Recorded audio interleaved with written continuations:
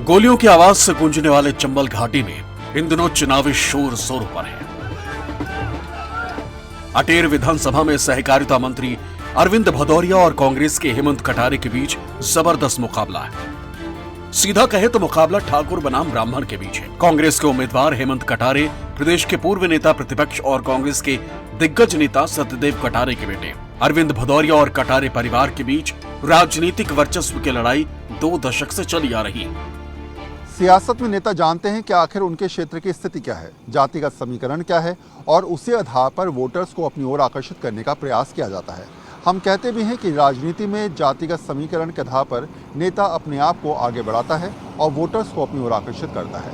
अटेर विधानसभा के हालात भी ऐसे हैं, एक तरफ ब्राह्मण, एक तरफ ठाकुर, एक तरफ ओबीसी सीधे तौर पर कहीं ना कहीं अपने अपने नेताओं की तरफ बढ़ते नजर आते हैं, तो नेता भी उसी दाव के हिसाब से अपनी चाल या फिर अपनी ओर आकर्षित करते जनता को नजर आते हैं। 2 बार के विधायक और सहकारिता मंत्री अरविंद भदौरिया विधानसभा की गली चौबारों पर अपने काम का ढिंढोरा पीटते नजर आ रहे हैं। मंत्री जी ने 5 साल के विकास कार्यों की बाकायदा बुकलेट छाप रखी, जो मिलता है उसे पकड़ाकर लेखा जोखा देना शुरू कर देते हैं। मंत्री जी की माने तो क्षेत्र में आजादी के बाद उन्होंने अटेर विधानसभा को सिंगापुर बनाने में कोई कमी नहीं छोड़ी। अटेर पे चंबल पे पुल उत्तर प्रदेश मध्य प्रदेश को जोड़ने वाला, अटेर टू जैतपुर उत्तर प्रदेश को जोड़ता है। लगभग 210 करोड़ रुपए का उस पर लगभग काम पूरा हो गया।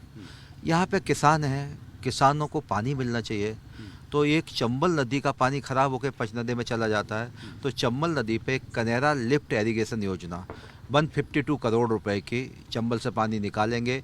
80,000 बीघा ज़मीन पे हम पानी दे देंगे किसानों को, और ऐसे 125 गांव में उसका काम गति से चालू है।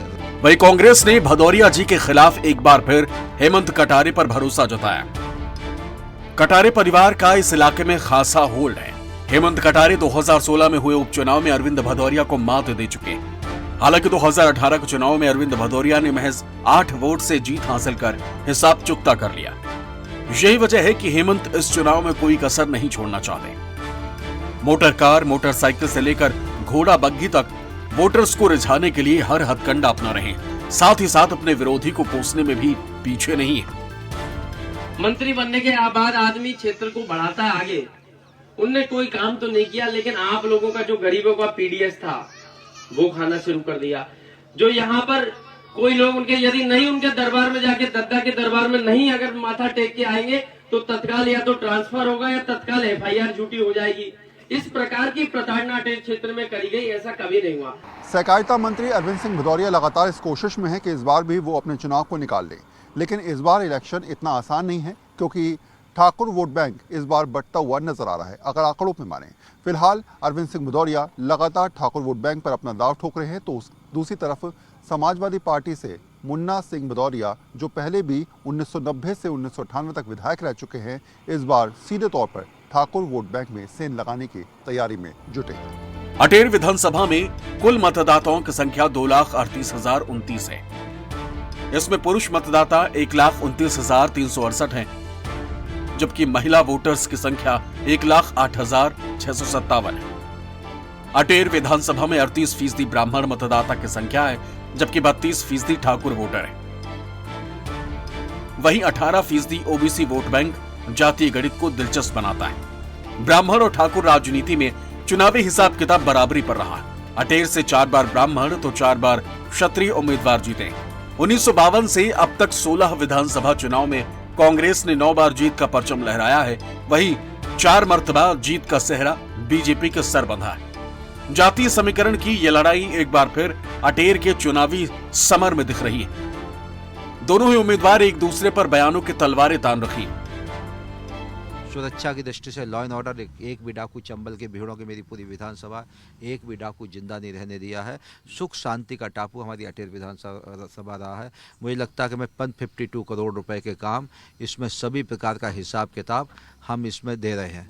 जनता जनार्दन डोर टू डोर, घर घर जाके बाढ़ देखो कि अकाउंटेबिलिटी तो फिक्स होना चाहिए, काम भी फिक्स होना चाहिए, उनको एहसास भी होना चाहिए। बाकी जनता जनार्दन की इच्छा है।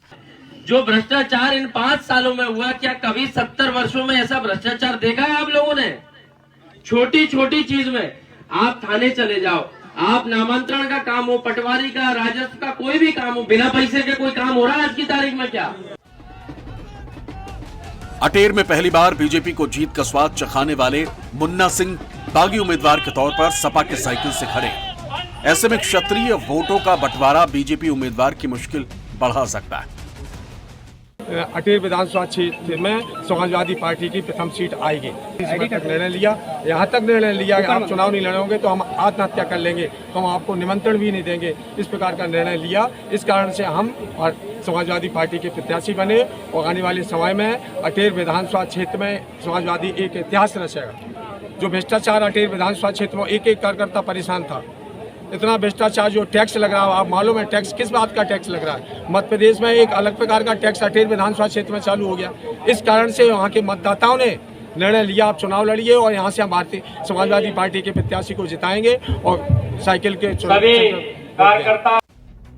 विकास की बात करें तो अटेर विधानसभा में अभी भी चंबल की झलक दिखती है। चंबल नदी के पास होने के बावजूद पीने के पानी से महरूम है कई इलाके। खेती के लिए कनेरा नहर का इंतजार सालों से बना हुआ है। अटेर किला घड़ियाल सेंचुरी के बावजूद पर्यटन से अछूता है अटेर। उत्तर प्रदेश से जोड़ने वाली सड़क और पुलों का वर्षों से इंतजार। तहसील मुख्यालय होने के बावजूद सिविल न्यायालय नहीं बन सका। बेरोजगारी, शिक्षा और स्वास्थ्य जैसी मूलभूत सुविधाओं का अभाव। इन मुद्दों के अलावा राजनीतिक भ्रष्टाचार भी जिले में बड़ा मुद्दा बना हुआ है। दूसरा टर्म में फिर भी कह के गए, लेकिन आप देखोगे तो जाके देखना कीचड़ के अलावा और कुछ नहीं मिलेगा, ना तो उनके लिए कुछ। और ये 90 करोड़ की जो बात है, आप कह रहे हो 89 करोड़ कितने हैं, उनका तो मुझे लग रहा है उसका 1% भी यहाँ कहीं आपको दिख भी नहीं रहा होगा। और हर घर नल योजना है, आपको दिख रहा है सामू क्या हो रहा है? ये कैमरे के सामू है, खुद ही पड़ी हैं, कुछ नहीं है, बेशक फालतू की हैं। लेकिन इस बार सब कुछ कागजों में होता है। और रोजगार की बात करो तो 1% भी यहाँ रोजगार नहीं है क्षेत्र में। सारी रणनीति है एक दूसरे पे आरोप प्रत्यारोप लगाने की। नहीं, वैसे देखा जाए तो बीजेपी सरकार जितना का विकास कभी कांग्रेस सरकार ने किया ही नहीं, न कर पाएगी।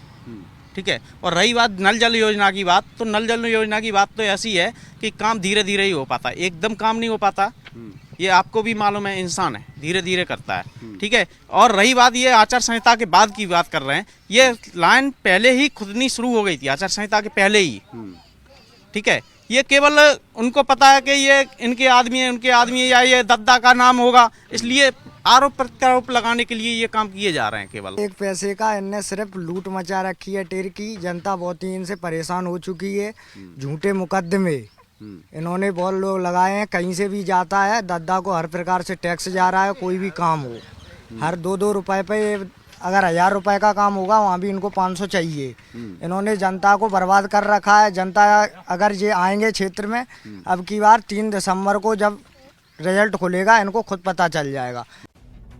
एक तरफ जनता विकास की बाट जोह रही है, दूसरी तरफ बीजेपी प्रत्याशी 5 साल का लेखा जोखा और क्षेत्र में हुए विकास का ढोल पीट रहे हैं। साथ में हर घर बिजली, हर घर नल योजना पर जीत का दावा भी। हालांकि नेताजी मानते हैं कि बेरोजगारी की समस्या है और भिंड में औद्योगिक विकास जरूरी है। एक मेरा ख्वाब, एक सपना है जो छूट गया है।